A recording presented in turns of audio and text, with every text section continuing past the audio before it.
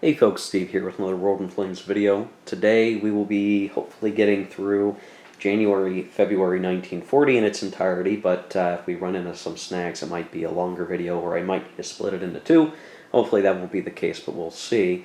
Before we get into the turn itself, I did want to take some time just to talk a little bit more about our overall strategy that we're pursuing as the Axis.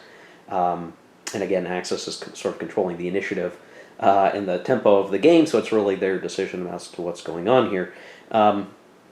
We had decided, because of the Norwegian mining of its coast, mining of the Norwegian coast, to say it backwards, by the Commonwealth, we're looking at a Norway that is a little more friendly to the Germans, but there's still the issue of the mined coast. That doesn't go away just because Norway is a little more friendlier to us, providing us trade. We still miss out on resources during the winter turns where there is very likely snow or a blizzard in the Arctic. For now, that hasn't been a big deal, but once Italy's in the war, Italy will be reliant on some of the resources from Germany being lent to them to kind of help them with their builds. And if the Germans are missing out on resources from Norway, that could be a problem, and they'd be less willing to give resources. So we might see, in the spring or summer and fall, Germany lending Italy resources, but in the winter they stop because they want to make sure they get those resources, because they're not getting the excess resources from Sweden, they need to use all their resources otherwise at home in Germany. So something to look at, and it's going to require us getting into London before that changes. Right now I'm projecting that we'll have at least a few turns more where we're going to miss out on those resources because we're probably not going to get into London or conquering the United Kingdom, if we do it at all, until 1941. And so I want to talk very quickly a little bit about our projected sea lion and our plans to get there. So there are a lot of ways to look at this. You can read player notes online, you can read threads online. I will say, again, I'm not exactly an expert player or an advanced player who can do everything that they need to do perfectly and in the right time and all that good stuff, but I at least have read enough that I have a pretty good idea of what I'm going to try to do. So there's kind of two different sea lions, I guess, that you could look at trying to do. One is a 1940 sea lion. So what that looks like is basically as we push into the Low Countries in France, either during or after we take France out and declare Vichy, we immediately start landings in the UK and try to take out the Commonwealth that way. Just immediately, possibly even before France is fully fallen, we're trying to get troops onto the home islands and dealing damage there. Now, the pro to that is that we're doing it early, right? Time is everything, so that is useful. And it might mean that the UK has had less time to build up defenses, so it's sort of trying to catch them flat-footed. But the problems are many. Obviously, if we're still tied down in France, then we're going to be splitting our activities, trying to take out France and the UK at the same time. Not easy to do. The other problem will be that the ability for the Germans to stay in supply after they've landed in the UK and are operating in the UK, is going to be tough because the Commonwealth Navy will probably retract to defend the islands, right? We'll bring all of our ships together, and basically the complete aggregate British Navy will overpower the German Navy by itself. And so while we could maintain supply for a while, there's a good chance that eventually the German fleet will get whittled away and they will not be able to maintain a coherent supply chain, basically.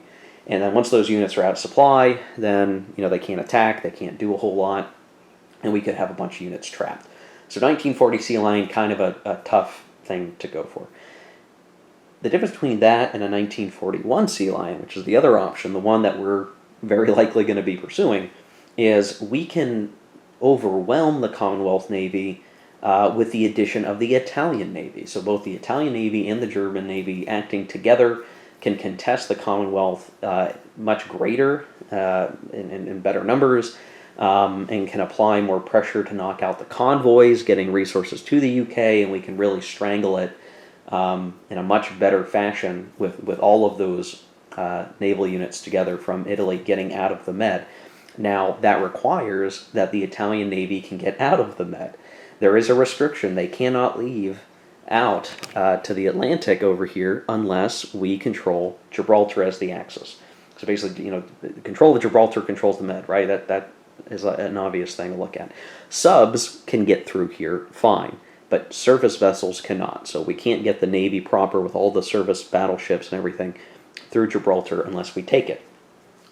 That's really what we'll be using. We'll take out France, and then we'll have to spend the rest of 40 and some of 41 figuring out a way to take out Gibraltar. And then we can look at, in the later parts of 41 or whenever we can manage it, once we have the fleets out, that's when we will do our landings proper. The other nice thing with that is it does give, it gives the Commonwealth more time to prepare defenses of the home islands, but so too the Italians and the Germans will have had more time to build things that will help them invade. So there maybe is a wash there. But to get into Gibraltar requires a lot. It is a very important hex. I know that as the Commonwealth player version of my brain as I play this, and I've made sure to put units there to defend it. There's kind of two different avenues to get into Gibraltar. One is just a pure naval invasion, which is very difficult to do. You very likely don't have the combat power to make a naval invasion of Gibraltar by itself worthwhile. There's a lot you have to do to make that work. Now, the nice pro to that is if you were able to get into Gibraltar without messing with Spain, Spain will actually align with the Axis if you control Gibraltar. So it's like, hey, a lot of risk, but the reward is great. You get Gibraltar plus you get the power of Spain, and that can be a huge help. But again, being able to get into Gibraltar is very difficult. Now, the one way to do that, if you're going to try to align Spain, is to put a focus on taking out Tunisia, Algeria, and Morocco with Italian, possibly German forces, and knocking out these countries. One, it's just nice to have so that you have them, and the defensive terrain is great to defend in if the Western Allies do their counterattacks in 43 or 42 or whatever. But the main thing is you want to use these hexes around Gibraltar, again, not worrying about the Spanish hexes here, you're staying out of there, as basing for bombers, both tactical bombers and naval bombers. The naval bombers being used to control the sea zones around Gibraltar, and to ideally destroy the Commonwealth's capability to get supply to Gibraltar, and then the tactical bombers being there to actually bomb the hex. So the idea is you cut Gibraltar out of supply by eliminating the Commonwealth ability to operate in this sea zone, or further afield back in the Mediterranean to cut off that roundabout way to get supply around Africa, and hitting here, closing off this immediate access to supply. So Gibraltar becomes out of supply, then you're tactically bombing it, flipping the units, and then those units now flipped are going to defend at a reduced value, being out of supply, and that's when you can pull off a naval invasion a little more easily. Challenge still being that Gibraltar technically is mountain terrain in the hex itself. It's kind of hard to see, but it is mountain terrain, which means there's still some multipliers there to the defender. So that is a concerted effort to try to do, and you kind of need to be ready to do it right away. Now, I have not set up for that. I've set up my Italian forces over here in Egypt, not really set up to go into Tunisia and Algeria and Morocco. I want to put pressure on Egypt. I want to try to fight for Egypt because, hey, closing off Egypt is great. It does mean that from the eastern side of Gibraltar, supply would be cut off. So it's still good, and I want to do that because it's going to force the UK to respond, and it's harder for the UK to get forces all the way over to Egypt to reinforce it and just to operate there. So there is a reason for me to do this, but I'm giving up the southern approach to Gibraltar, I guess you could call it, from North Africa. The other method to get to Gibraltar, which is probably the one that we're going to pursue in this game, is to invade Spain and get through Gibraltar via the land connection. So what that's going to require is I get through the Low Countries, I knock out France and declare Vichy, and then I think the way it goes is like you intentionally collapse Vichy, and there's some goofiness with that, but you close that, and then basically, then the reason why you need to do that is if you don't, the adjacent hexes from occupied France to Spain is that one hex right there with Bayonne in it. So that you basically get to attack France through one hex. But by collapsing Vichy, you basically have free reign over these other hexes down here, and you can get your army lined up and then start pushing through the mountains. Now, it will be tough fighting because of the mountains. I mean, the Spanish units aren't fantastic, but they're certainly an obstacle, and the mountains will help them. But the idea is you collapse Vichy, you get the border, and you push all the way through, and you're going to conquer Spain in the meantime, so that's still good. You get some resources and stuff for that. And then once you're down here, you're going to kind of do the same thing. You're going to look to smash through the units into Gibraltar, and because you're not doing it via naval invasion, you got some opportunity to operate a little bit more coherently there from a land attack. But there's only one hex side over here, so you're still limited. It's still tough, but you can combine it with a naval invasion. You can also use the Spanish hexes here as basing for those bombers that would have based in North Africa. So again, naval bombers clearing the sea zones ideally, or whatever, with subs and other service vessels you're using to try to just clear this, and then bombing the hex until you can flip it out of supply and knock it out that way. I'm not experienced enough with trying to take Algeria, Tunisia, and Morocco very quickly. You have to do it before France falls, because once you declare Vichy, they become Vichy controlled, and then you can't just waltz through them. And then if you collapse Vichy, they go allied. So if you're going to do it, like you kind of need to have conquered it before France gets taken out. And my understanding is that's kind of hard to do. It's just a timing thing. It's hard to get it done that fast. So I'm not going to try it that way. I think I'm going to go through Spain, which will have its own challenges for sure. But again, the idea being, we'll get in there. Hopefully, we'll move. If we're lucky, we'll take out the Low Countries quickly. We'll take out France quickly as we can, and then we'll immediately start working towards getting through Spain. Winter will slow us down, so we will have the 40 winter. That will be, an issue with us getting, if we're not over the mountains by then, we won't be able to do much until we get nice weather, and then we continue to push through to Madrid.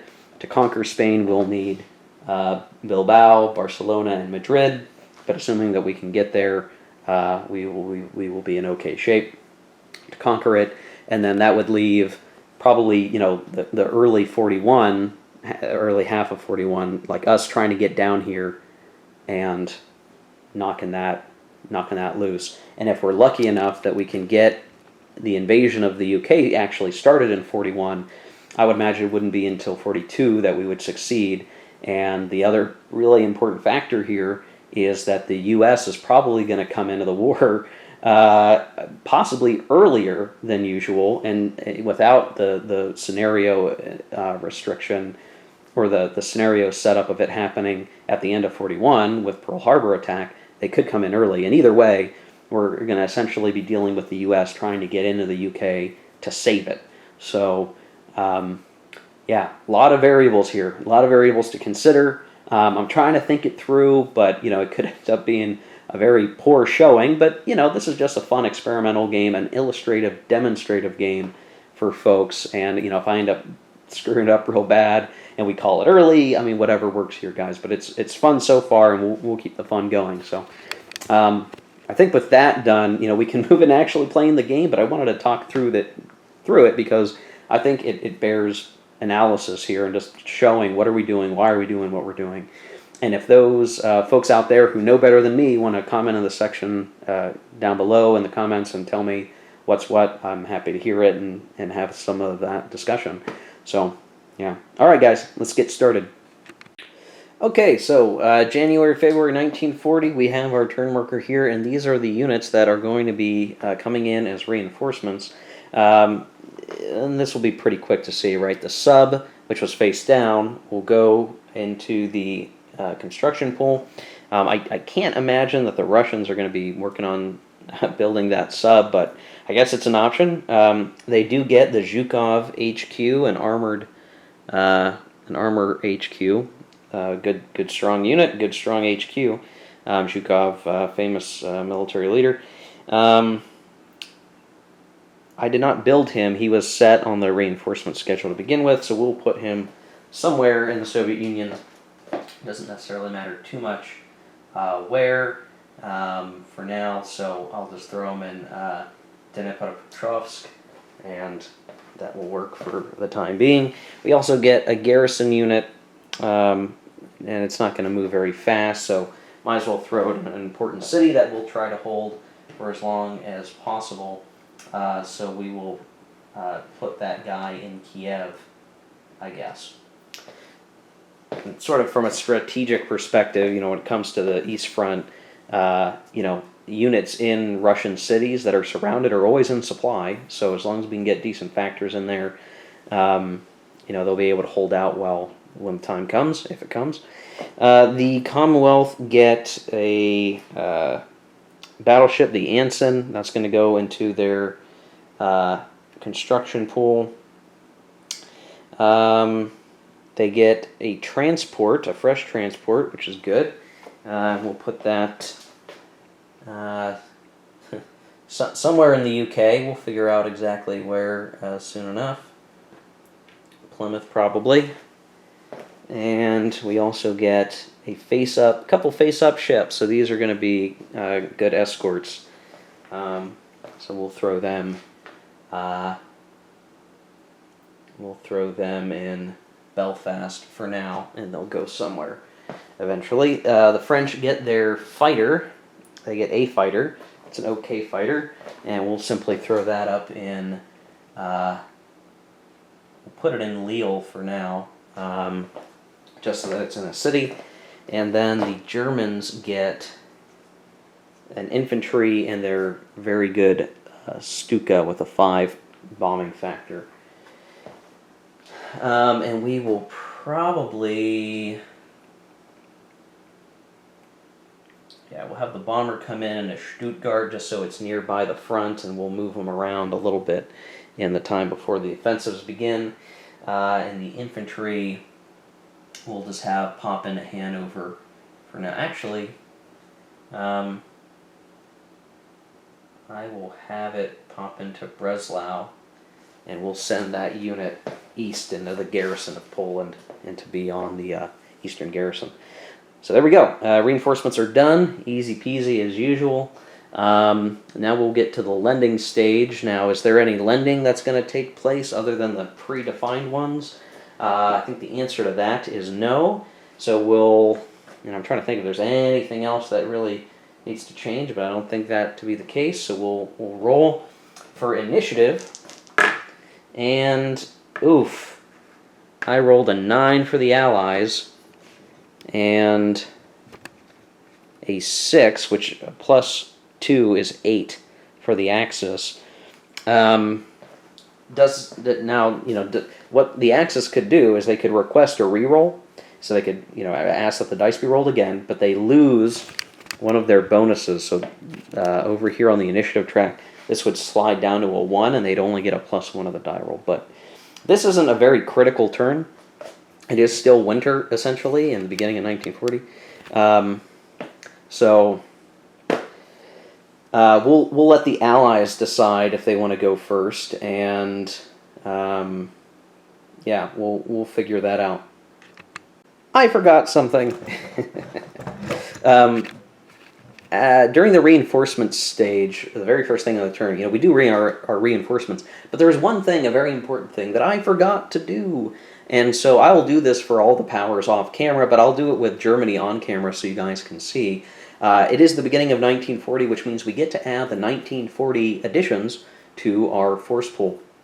And so basically we'll take the stacks of 40 stuff right here, and we'll add them to the different force pools that we used to buy units from. What this basically means is that you'll never see a 1940 unit unless you're playing with the build-ahead rules, whatever. But normally you won't see a 1940 unit until at least the March-April turn, because during the January-February turn, they're only available to be built, and the fastest something could be built would be the next turn into March and April. So it's new stuff, but we probably won't really see it on the board acting until the later part of the year, the mid-year time frame. So very quickly, we can go through here and I'll talk very briefly about what we get. I'm going to just do this by stack. So we get a naval bomber is going to be in the German force pool. We get 1, 2, I'm getting a couple more 3-turn land bombers. I'm getting aircraft carrier, some smaller ships, another mech unit. Ooh, and it's an SS mech unit, but we wouldn't be able to see that until after we built it. We get another garrison unit that we could build, and we get a new sub that we could build. And there's still more, so we got 1, 2, couple of regular infantry added, and they're pretty strong, and they're white print units, so that's a good addition to the infantry pile. We got a motorized unit, so another motorized we could build. Another fighter, that's a pretty good fighter too. Another garrison, okay. The German Marine unit, so we'll want to consider that guy, right? And then we get the Hindenburg battleship that we could build, and that's certainly a nice option. And then one last little stack of guys here. We have the Rommel HQ, so would like to build that at some point. Mechanized unit, so another mechanized, not an SS unit, I don't think. And then another armor unit. This one's a white print, 9.5. So definitely some better stuff, and we'll look forward to building these guys. Hopefully we get them, because again, what you need to do is you need to look at the force pools. I just put them on the stacks here, but when you buy them, you still have to shake up, in a cup or your hands or whatever, that whole force pool, and you hope you pull the good stuff. Now there is a mechanic called scrapping, which allows you, when you have additions, to look at the units that have a year on them that are at least like 3 years old or something like that, I think. I'm trying to remember off the top of my head because I haven't done scrapping in a while. And you can remove them from the force pool. So you can kind of thin out the force pool if you want, so you have a greater chance of buying what you want. But the con of that is you might have less units overall that you could build. So for some powers that may not matter, just depending on what the unit pool is that you're talking about. But just something to keep in mind. You don't want to scrap everything necessarily, but there will be times where it's like, there's no use having this unit, let me just get rid of it. And then that way we can focus on building the good stuff that will come in later turns. So you can manage that. I probably won't do any of that for a while, maybe even at all, because we're playing the classic game, and I'm not sure how that all balances out with divisions and different things. You can be a little more picky about what you keep, I guess, but I don't know. Stuff to think about, I guess. I don't know. So there we go. That was the German force pool editions. I'll do everybody else there off camera, but I just want to make sure that we didn't miss out on that piece of the turn before we go into the actual action phase and stuff. We do need to do this, though it really isn't important to have done it, I guess, until the production phase. So there you go. Okay, so with the initiative in place here and the Allies winning the die roll, I think the Allies will go ahead and have themselves go first. And the reason why they're opting to do that is that my thinking here is they've got some stuff they still need to do for prep. There is the infantry in Syria that France wants to get. This guy over here brought onto the mainland, and they need to get their transport out there and doing it, so the sooner they can get that done, the better. They just don't know when the Italians are going to spring into action. It could be any time. I could do it, on the next impulse, even if I really wanted to. So I don't think they want to do that. I don't think they're going to do that, but the Commonwealth doesn't know that. And neither does the French. The French want to get all their stuff done as best they can before the action really starts. So I think they want to go first and do what they can, given the weather that is very likely going to be here. So, yeah, we'll do that. So they will go first. So I've got my impulse marker on the track on the Allied side in the very first box. And we're going to determine the weather. Now, if I look, that was November, December, and we had snow, storm, snowstorm, rain, fine, fine. So that was a 6. So we're going to roll with a +1 to the die roll. And I rolled a 6, +1 is a 7. So we're now looking at the Jan-Feb. 6 + 1 is 7. So it is going to be snow, snow, let's see, snow, snow, storm, fine, storm, fine, +1 of the die roll, and it's going to shift 3 boxes. So already we are off to a wintry turn again. Storms in the Med, which isn't it's okay.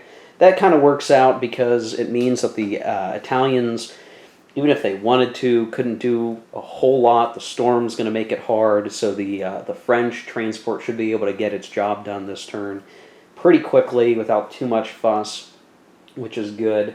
So yeah, that works out. The poor weather should be good. So what are we going to do for actions? Well, I think what we are going to do.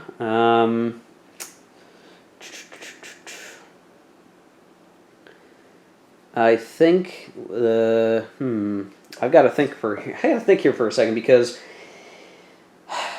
now would be an interesting time for the Soviets to do their Finland thing. The only problem is the U.S. still only has the 1 marker in their pool, and they don't want to be emptied out, honestly. That's what they kind of want to avoid. So the Soviets probably aren't going to do their Finland claim yet. I really would have wanted them to. I think the U.S. entry mix right now is what the challenge is. So I think we'll have the Russians. They're going to do their combined. They're not going to do anything. They're still about where they want to be with everything on the board. Maybe the only thing they would do is move a unit towards the common border, maybe. Yeah, would they even bother? I'm not sure that they would. Yeah, I don't know. The Soviets are going to take combined. They're going to do nothing, really.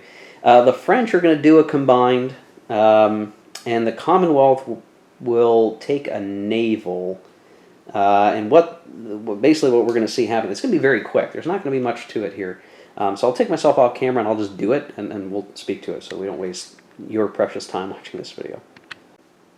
Okay, so the Allied impulse is basically done. There wasn't a whole lot that we really needed or wanted to do, but again, we're just trying to keep things covered, and so what I have done is I put a few units out to sea to be escorts for the convoys. So you can see I even put some out here in the 0 box out in the North Atlantic just to kind of help there. You can always choose to put naval units into a lower sea box, and so in some cases I've put some of our lighter cruiser units in the 0 box with the convoys themselves, so that if they are targeted by the Axis, they will have to deal with the escort, while having in several other places units that are basically set up in higher boxes just to kind of help provide support there.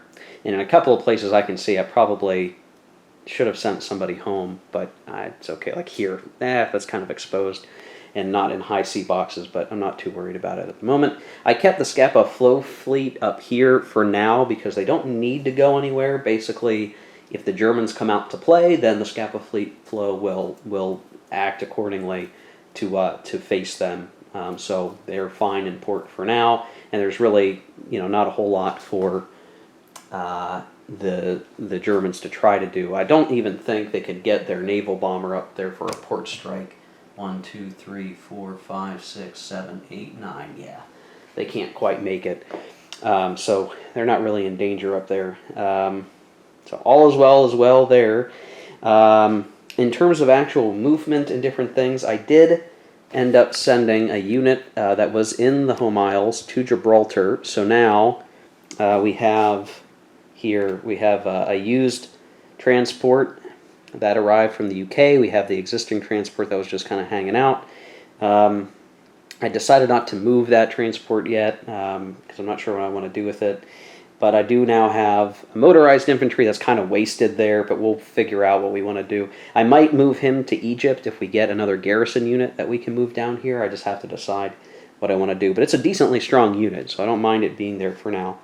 And then we have this 7-3 white print unit. So he's the guy that I transported now to Gibraltar, and he's great because if he's out of supply, he's still going to defend with, I think it's 3 combat factors, white print units when they're out of supply. So he is exactly the guy that we would want to defend Gibraltar with. Now, are we actually in fear of Gibraltar falling? Do we know a sea lion's coming? No, but it's sort of a matter of course for the UK. It's probably a good idea to maintain a good defense of Gibraltar.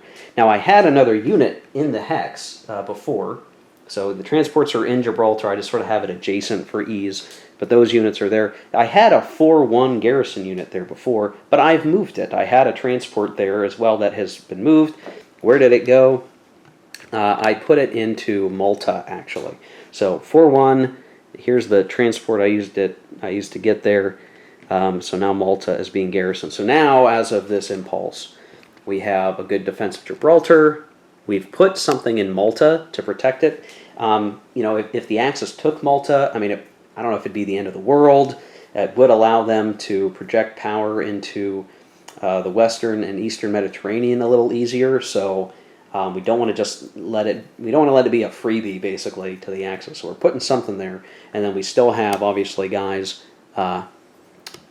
in Egypt, and I actually put some of the British ships out to sea in the Eastern Med, just so we have presence. So as the Commonwealth, we've put presence everywhere. We have stuff in the Med, across the Med. We have all our critical control points at the West End, the East End, and the center garrisoned and filled with dudes. So I think we're managing well there. The French did take their transport out, and they picked up their unit that was in Syria. Now, I had to cheat a little bit. I forgot to move that unit to the coast in the previous turn, but I had enough movement that I could have. I just didn't. So I sort of cheated and let myself move him to the coast. Not a big deal. I'm playing myself, so I will allow it. So the transport came into the sea zone and embarked from the port, and so on the next Allied impulse, that transport will return to base, and then we'll have the unit being able to start moving up the way and all that good stuff. So good there. And then in France proper, we just had again the unit that had been transported previously is marching up, and just some slight adjustments. So the line of the French is forming, and we've got things kind of set up. So the Allies are kind of feeling okay, all things considered, for what is to come. So yeah, that's it for them. Again, the Soviets didn't do anything. They're kind of waiting for the snow to subside a little bit before they risk war with Finland, because they don't want to get stuck in a historical winter war with the Finns. They would really like to make it a credible threat, so the Germans have to decide what to do, basically.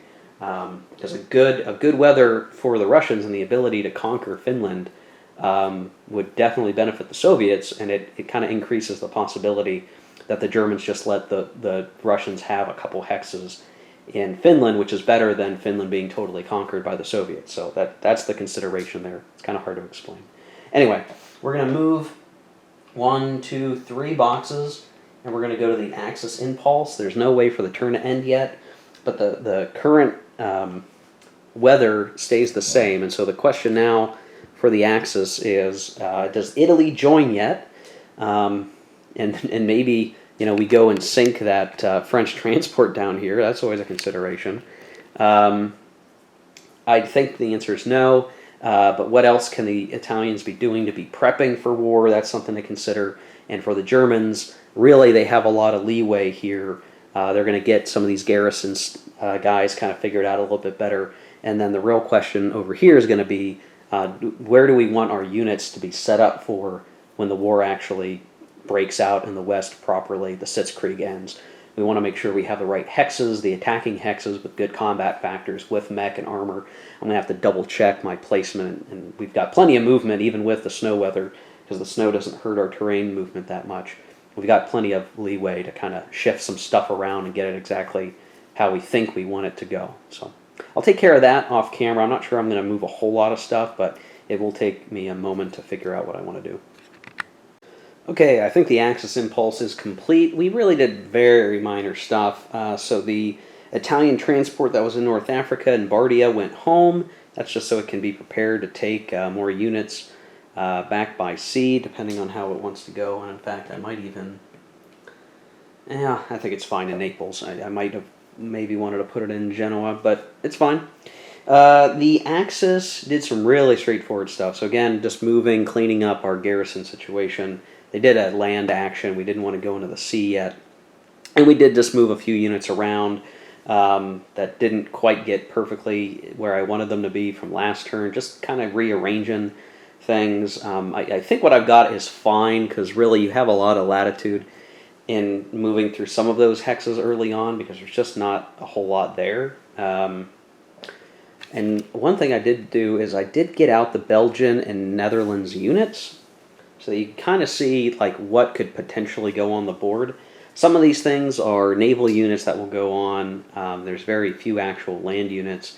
There's even reserves, so assuming one of the minor countries can get past the first turn, or I'm sorry, the first impulse, they'll get an extra unit. So it just, for the Axis, it depends on like what's there and is it strong enough to survive an attack, and if they can, do so, they'll get an extra defense. But if the Axis is swift enough and hits hard enough, then they won't. I busted these out just sort of for convenience, but to also just kind of look at, for my own sake, what will be there, what will be left. And the first one that will really matter is the Netherlands. So I'm not saying we're necessarily going to go for the Netherlands this impulse. We might wait for clearer weather, depending on how it goes, though we could probably do it in the snow.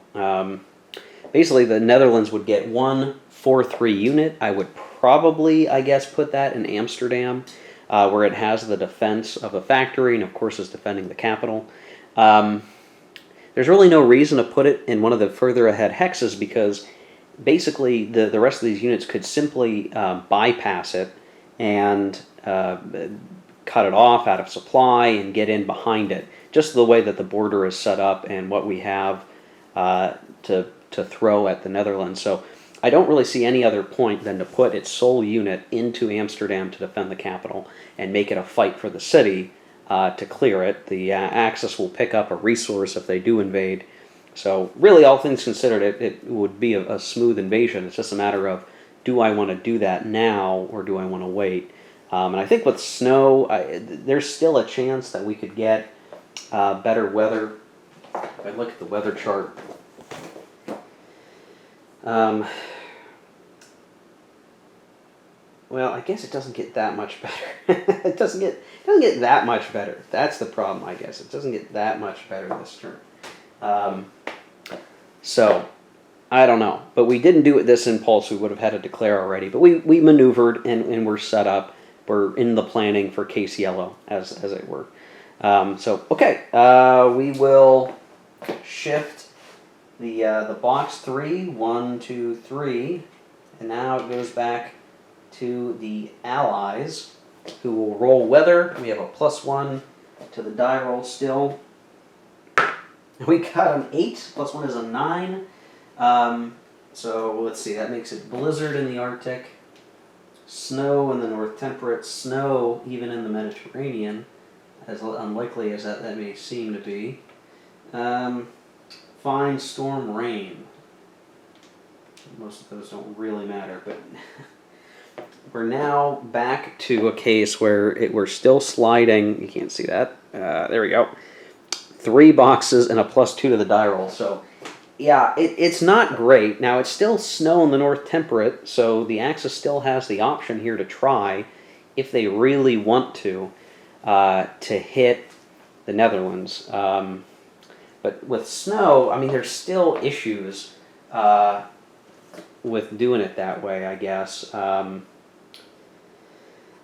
Even with snow, so shorter supply range, but not enough that it matters. The odds level is what hurts, and the air-to-sea tactical factors are halved, so it just makes it really hard to get in there. I'll have to do some calculations before the Axis goes in the next impulse to see, is it worth trying? Because if we can knock out the Netherlands when it's still snowy, then we don't need to worry about them when the weather clears. We can focus on Belgium and then France, which will be much harder. The Netherlands are almost a gimme.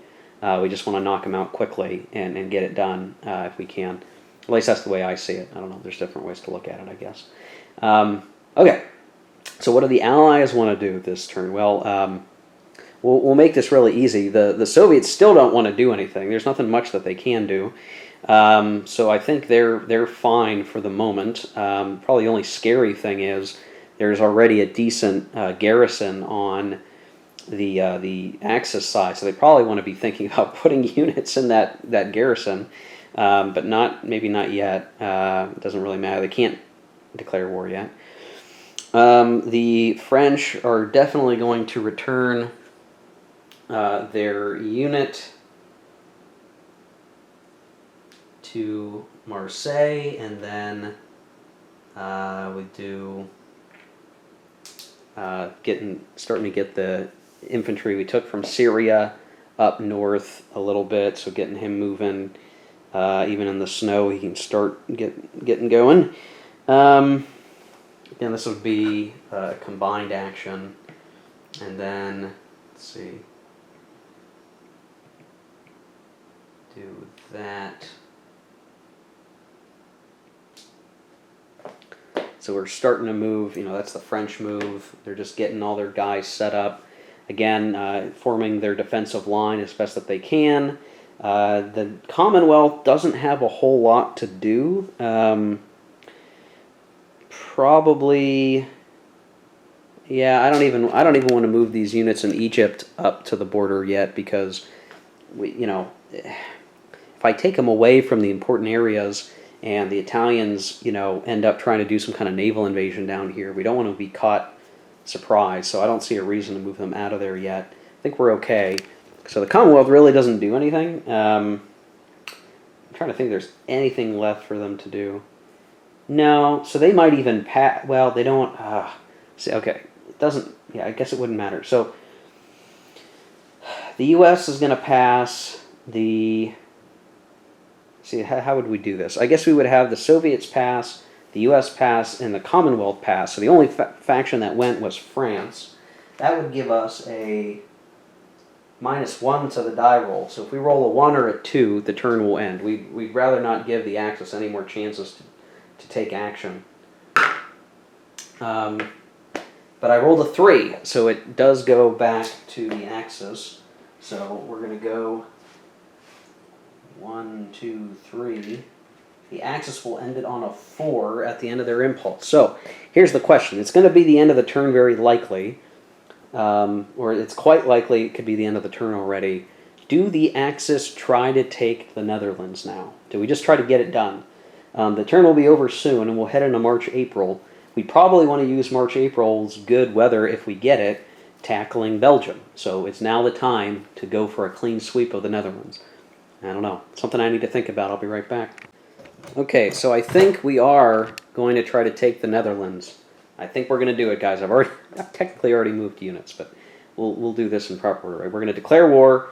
Germany declares war on the Netherlands. The Axis, the other Axis power, Italy, does not do anything, so it's just Germany declaring war on the Netherlands. That is an 8 U.S. entry possibility, so only on a 9 or a 10 will it fail. And I rolled a 7, so that does get it. So the U.S. is going to get a chit. Before I forget, I need to add the 40 chits to the U.S. entry pool. And as you recall from our earlier analysis, the 40 chits are worse overall for the Allies. So an easy thing to change. Make sure I get them mixed up nice and good. And we're gonna draw one. So what do we get? We get a 2. We get a 2. So now the U.S. entry is up to 10 total value. So the Americans don't like that. They don't like the Netherlands being declared war on. They're an innocent minor country. So there you go. There's that declaration of war. The Italians aren't going to do anything this turn. They're chill. So it's all about Germany right now. My camera screwed up. It hasn't done it for a while, but for some reason it just had to do it. So in case this recording really got screwed up, Germany has declared war on the Netherlands. The U.S. entry did get a pull there. They got a 2, so the total U.S. entry is up to 10 for European Axis. And we're going to set up the Netherlands units here. So we're going to get a unit in Amsterdam with their fighter. We're also going to have their reserve possibly come in the next turn. I'm just going to put in the North Sea for now. And there is a transport and a, I guess this is a light cruiser. The Java is going to be in port, and we can simply set these guys aside. They also get some convoys set up, and according to the minor country convoy setup, you put a convoy that is for its controlling power, and they get 10 convoys, and so that is 10 Commonwealth convoys are going to appear here in port with them. So let's zoom in, and I've already done some of the movement stuff. I was just trying to figure it out, and I figured I'd just leave it up. So yeah, so we've done that. So these the units there, the naval units are off in a water hex just for cleanliness sake, but they're in port there. The Netherlands unit set up in the factory city, the capital, with its fighter there, and during. I'm going to move these units here. I've already done it technically, but I do want to see about doing some ground striking. So this is what we'll do here. Let's see. The ground strike, we would send our good Stuka, or it's not our best Stuka, it's an okay Stuka. Our okay Stuka, who's only got a value of 2. We'll also send this guy whose value is 2. Or ultimately it's a 1. And we'll send our pretty good fighter. And we'll use southern Germany as our lane here. So will the Netherlands try to block that? They'll try, and so we have a fighter versus fighter roll here. So we'll do our air-to-air activity here. So the Axis have a +1. The Allies, Denmark, has a -1. Now note that right now, though Denmark is technically aligned with the Commonwealth, I do not believe they can actually go and support them. Oh, actually, gosh. That's right. I don't believe that this fighter can actually do anything because it is surprised, I believe. So, yeah, never mind. They are surprised. The Netherlands are surprised, whether they like it or not. And though we can say that the Netherlands is aligning with the Commonwealth I don't believe can actually come and help them. Yeah, I don't think that they can due to the surprise. Again, the camera's starting to screw up. I'm not sure why that is, but now we're rolling for the Stuka. We need 2s or less, and I missed. So I missed both ground strikes, unfortunately.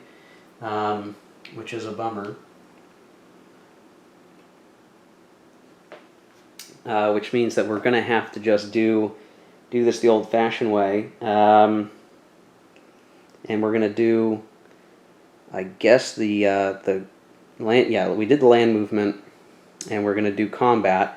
And I'm not putting the whole kitchen sink at the Netherlands up here, but I am. And again, the camera's screwing up, and I don't know why that is. Maybe it's my memory card, not the camera, that's the problem. Maybe I need a new memory card. Alright, so the units to the northeast, the Motorized and the mech are both combat 7, but they're attacking across a canal. So this is a canal here. You can just sort of barely see it. You can see a little better on camera than I can see it in person. So 14, but they get divided in half coming across the canal. So that's 7. And then here is 5 and 8. So it would be 13. So plus the 7 is 20. And then here we have... Okay, so we are going to do ground support. And what we're adding are these 2 bombers here. Now, they both have to fly at extended range, which means they have their factors, and they get halved again for the weather. But those round up effectively to 2 when all is said and done. I think so. Let me see if I could throw in any other air to make it so that it doesn't matter. Then we could do that, I guess. So yeah, I mean, we could throw in that as a bombing fighter. You know, basically we can throw in as much air as we want because the turn's going to end. So we throw in all of that air, and the odds become 36 to 4, which is 9 to 1 odds. The 9 to 1 odds are reduced by 2 odds levels for the weather, which means we're at 7 to 1 odds. And basically the die roll, you know, we're going to succeed no matter what, basically. So I'm going to roll the die. It's going to be a -1 of the die roll due to the factory, I believe. Make sure there's not any other modifiers here that matter. It's not blitz, no paratroopers.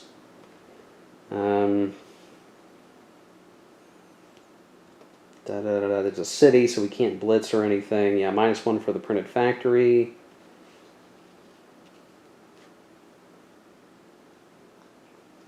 Oh, you know, I guess it was a surprise. I probably should have rolled twice for the ground strikes. I did roll a 1 on one of those, but I'm going to not worry about it. It's fine. Yeah, I think it's just the -1. So we're going to roll the combat die, 1d10 on the assault table. Oof, I rolled a 3 minus 1 is a 2, but a 2 on the 7 to 1 chart, you're not going to be able to see that because of the focus and the zoom in, is a 1S result. A 1S result. So everyone's going to flip after we advance after combat. But we do take Amsterdam, so the Netherlands will be taken. We don't take a loss, which is good. So we'll adjudicate this appropriately. So we're going to send this guy back. I'm going to send these guys back, flipped. We will have eliminated this Netherlands unit, and then basically we're going to have an overrun here of pretty much everything else, and we'll have these guys advance and they will flip. So that's going to be what that looks like there when it's all complete, and we'll need to adjudicate those overruns. The Netherlands militia will not get any value. It will not come in, so it'll be out of the game. So that was pretty good. I mean, even with the snow reduced our odds, but we had thrown so much firepower that it didn't really matter. We were going to have really good odds anyway, and even with the -1. I rolled almost as bad as I could get, which would have been bad. We might have lost a unit, but so far so good. That's some good stuff. So let me do a quick check on the overruns, and we'll see what happens with those guys. Okay.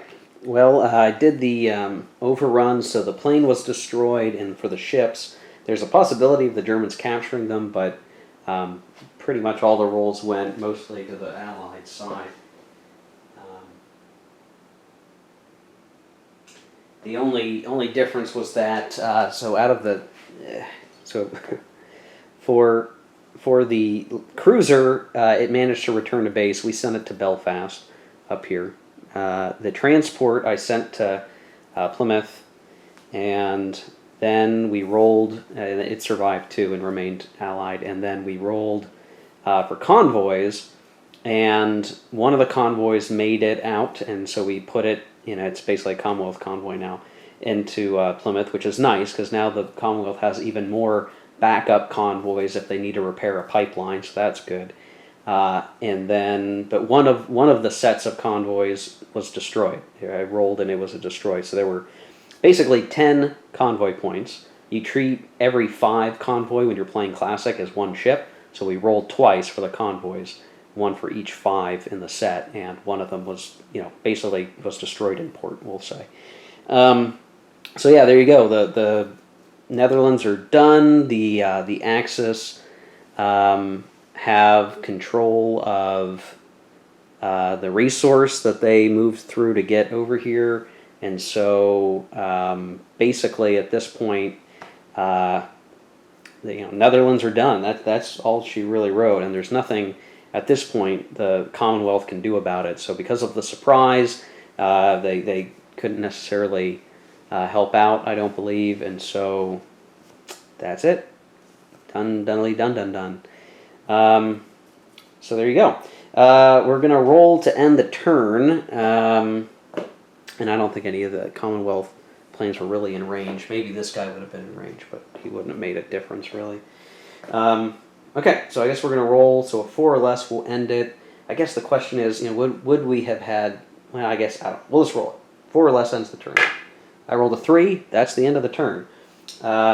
So it began with an Allied impulse, it ended with an Axis impulse, so no real issues there. The Axis do have a potential now to have 2 impulses in a row if they go first next turn, which will be interesting. So that's it for the action round. So yeah, Netherlands is out. We're basically looking at the first phase of Case Yellow has been initiated, and so far a success. We'll see what the spring weather brings in March and April, but let's start looking at the end of turn phase. We're going to roll for partisans, and let's see, Norway no, Ireland no, Germany no, Poland possibly. So we have Poland. Right now there are 5 garrison points in Poland itself. So we'll roll to see if there's an actual... Nope. No partisan. Central America, Siberia, USSR, Siam. But Africa came up. So Africa is kind of an interesting one. It is a red... I rolled a 7 for partisan. So we have Africa. So when we get a result like Africa, whichever of Germany or the Commonwealth has the initiative this turn, selects one African minor country. So it was actually the Commonwealth, and the Commonwealth has to pick, and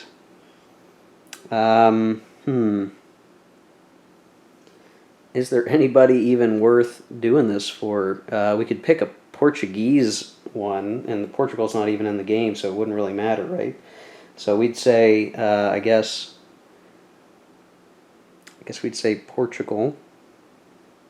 One of the, like Angola is Portuguese controlled.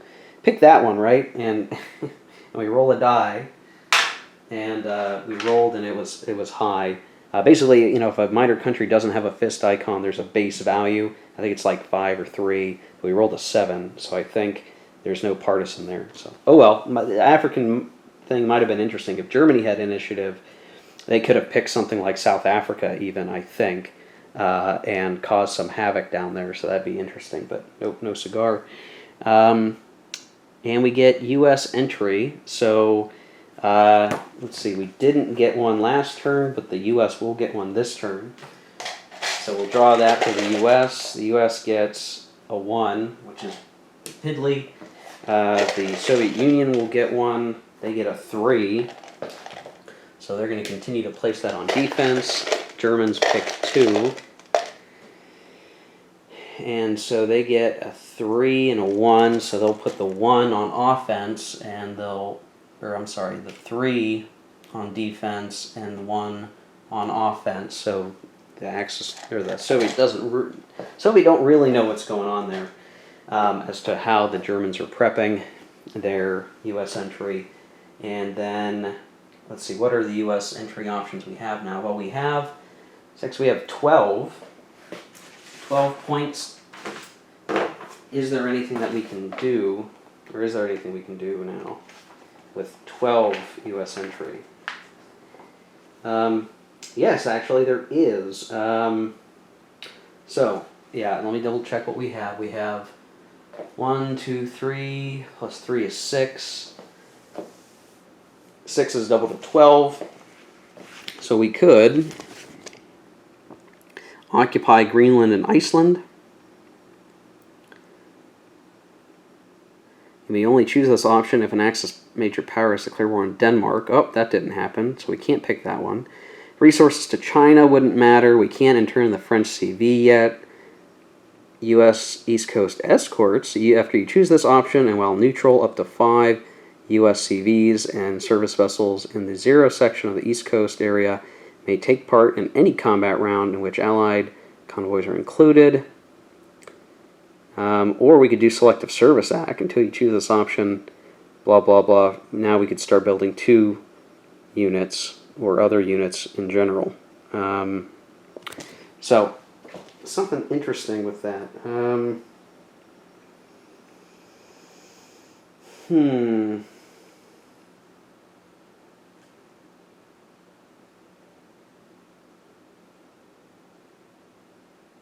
Yeah, what do we think on this?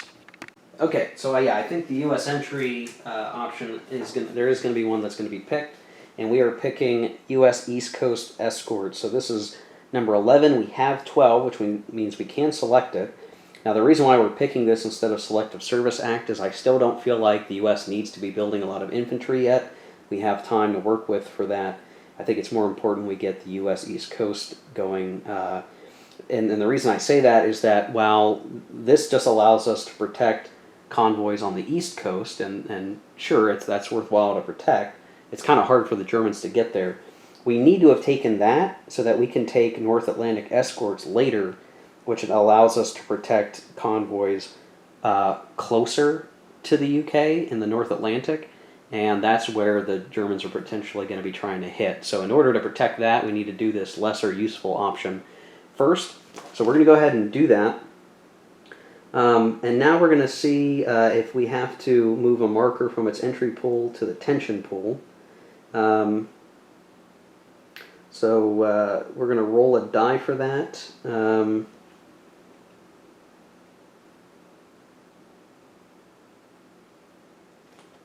Yeah, so we're going to roll a die. The tension for this is 7, so we're going to roll the die. And I rolled an 8, so we actually don't move a chit from the U.S. entry pool to the tension pool.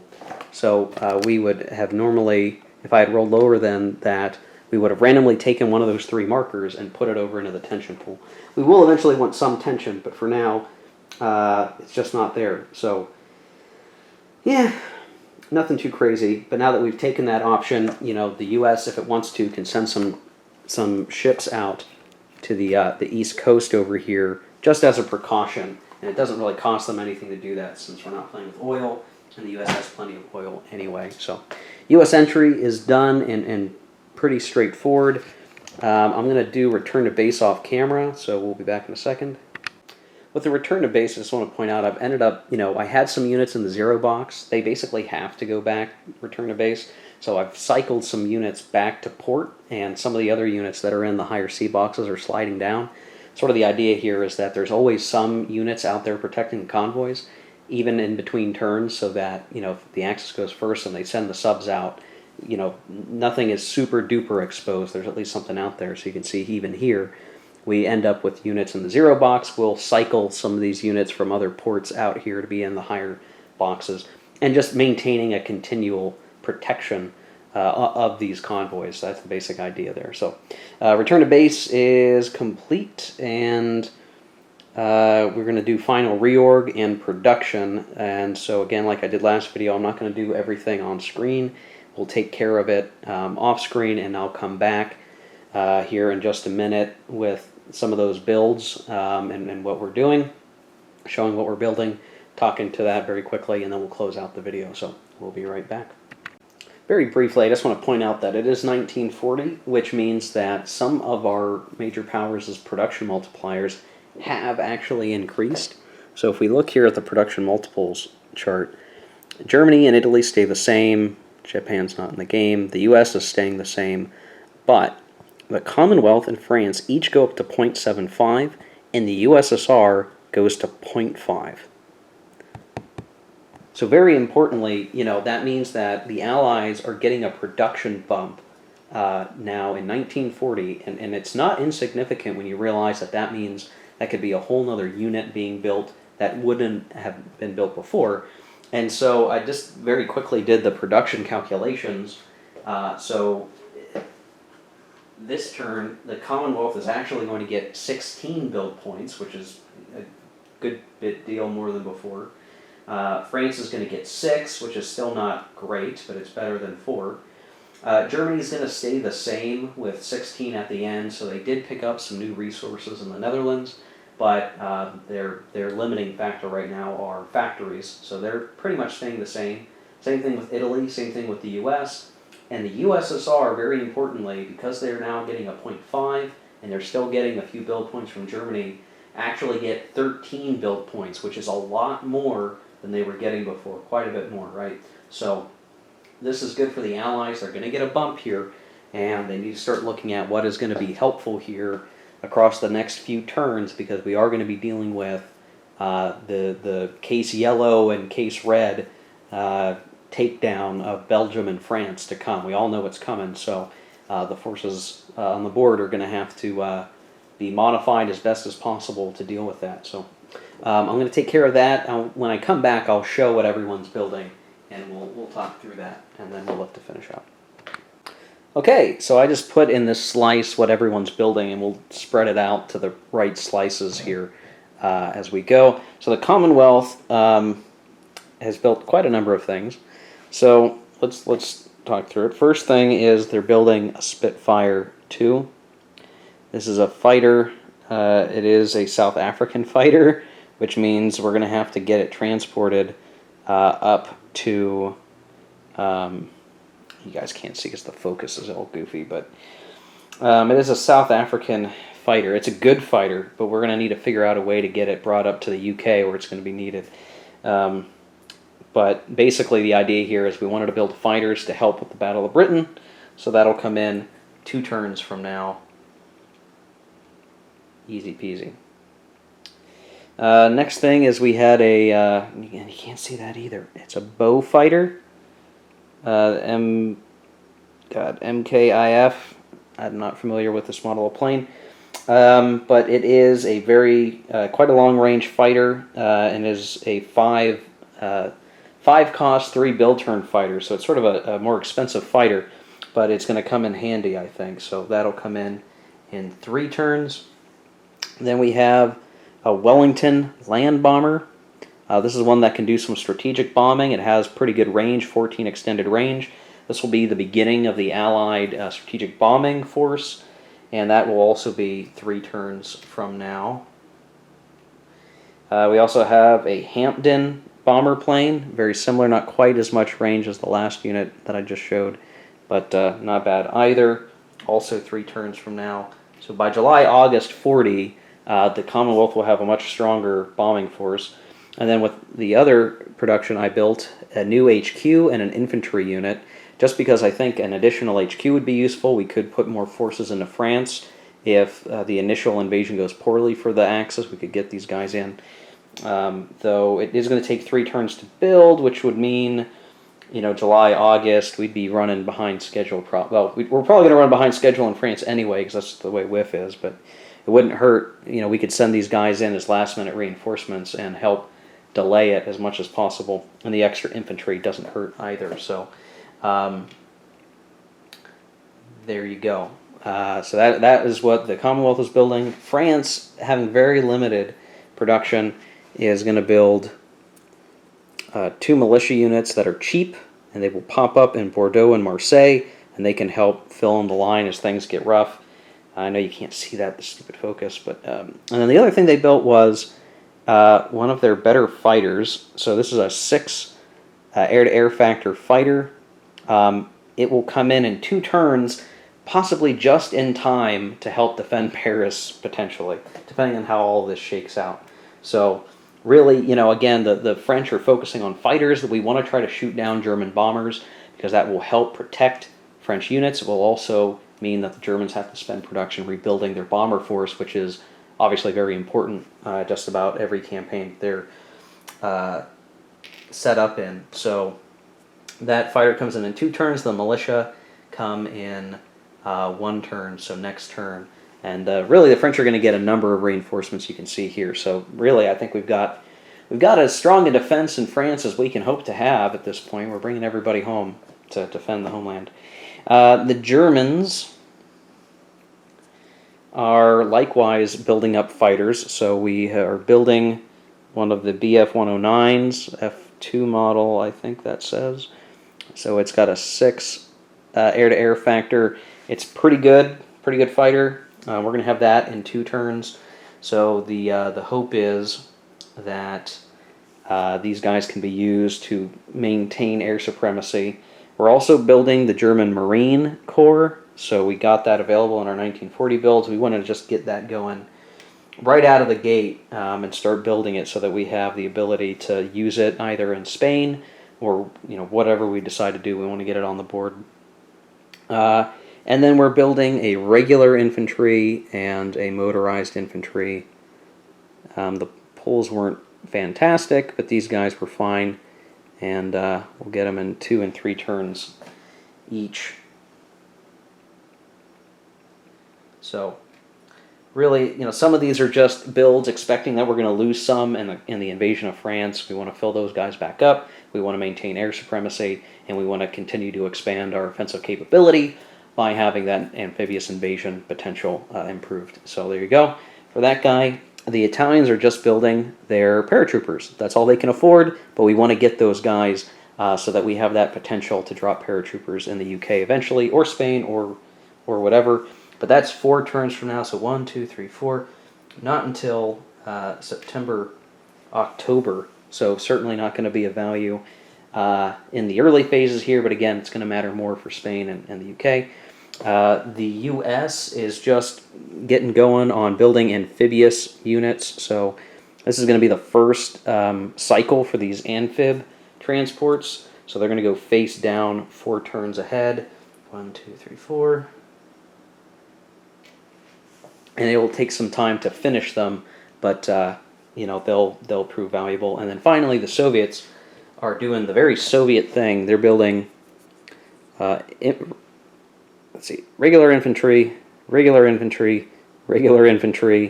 and a motorized infantry. So for them, it's all infantry all the time. Not a bad build choice, because ultimately the Soviets really want to get their garrison value up. They want to have an actual army to call upon as needed. And so those guys are going to be pretty quick turnaround in terms of actual units being built.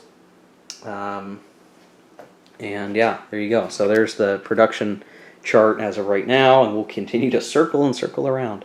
But yeah, nothing too crazy in terms of builds, mostly straightforward, and we should be good. So we're going to begin to start looking at March, April 1940 here in the next video, and we'll see how it goes. Again, we're going to blast right through the peace phase because there's nothing to adjudicate here. Well, actually, no, I'm wrong. There is something to adjudicate here in the peace phase. My gosh, how could I forget?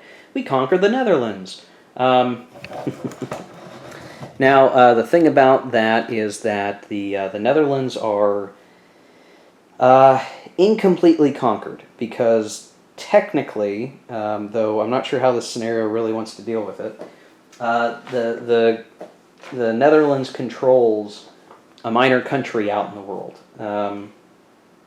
Let me see if there's any special rules here on it. Makes me wonder. Yeah, I mean, it doesn't say, but I would interpret this as incompletely conquered. Now, this is different than when Poland was conquered, because Poland just had Poland, and that was it. But again, the Netherlands have the Dutch East Indies, the Netherlands East Indies, however you want to look at it. And on top of that, they also have Dutch Guyana, which is off in South America. I mean, I don't know if I'm restricted in saying I have to make the home country of the Netherlands Dutch Guyana in this scenario. Maybe that's what I have to do. But that country is pretty safely far away from the Axis at this point, so it's about the same. The important thing is basically, because this this minor power had other minor countries aligned to it that it controlled, it had colonies, it is incompletely conquered. The government can move to South Africa, or South America, I guess, or whatever, or has, living in their embassy in the UK, and the Netherlands still exists. It's just that now the Netherlands is sort of in the force pool of the Commonwealth. If the Commonwealth decided they wanted that, I don't think that they do. I think we just skip out on the Netherlands units and have them go back to the box. But technically, now the remaining resources in Dutch Guyana can go to the Commonwealth, can go to the Allies, and not their entire force pool is removed from the game. So we'll take a look at that here in the rules in just a second.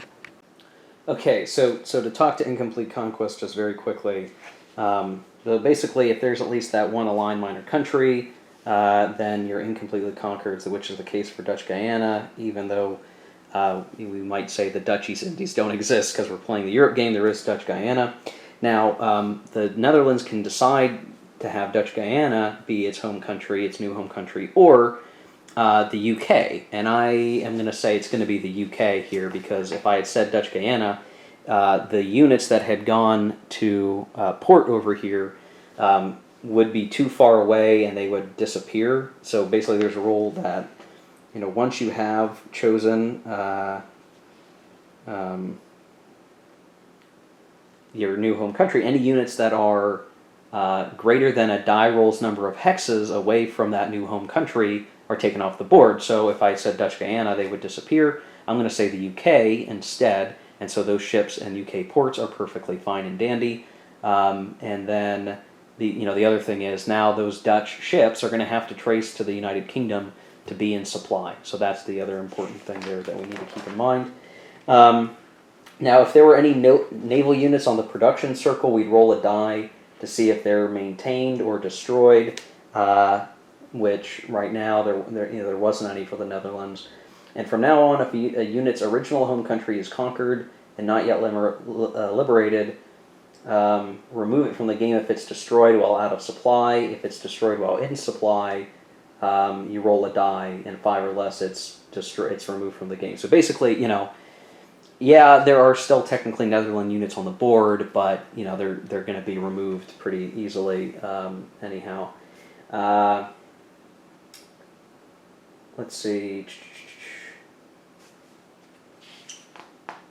Incompletely conquered countries still receive annual additions, so technically, if the Commonwealth wanted to, they could have Netherlands units in their force pools, but let's see.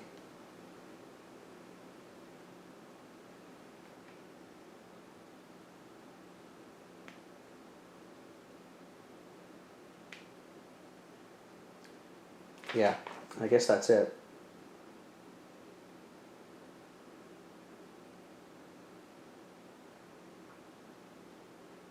Yep. Okay, well, not a whole lot of explanation there, just to say that, yeah, those Netherlands units that are in ports over here, they'll be around, and the Commonwealth can use them, so it's always nice to have more naval reinforcements. Could come in handy in defending the home islands, right? But the Netherlands themselves are pretty much out, other than their resource in Dutch Guyana that can go to the Commonwealth. So, like I said, nothing too crazy there, but we needed to make sure we covered that, because it is a new thing. And Belgium will similarly, if we conquer it, when we conquer it, be incompletely conquered. So there will be a question of what happens with any remaining Belgian units there that survive the onslaught, and we'll take it from there. So, okay. Peace conquest phase passed. The Netherlands have been conquered, and we will continue on into the game. So I think that'll do it for this video. Hopefully it's not too long. I'll have to see when I put it all together. Probably over an hour, I bet, but that's just the way it goes. Yeah, thanks for watching, guys. If you like this video, hit like. You want to see more, hit subscribe. We'll see you in the next one, and until next time, take care and keep on gaming.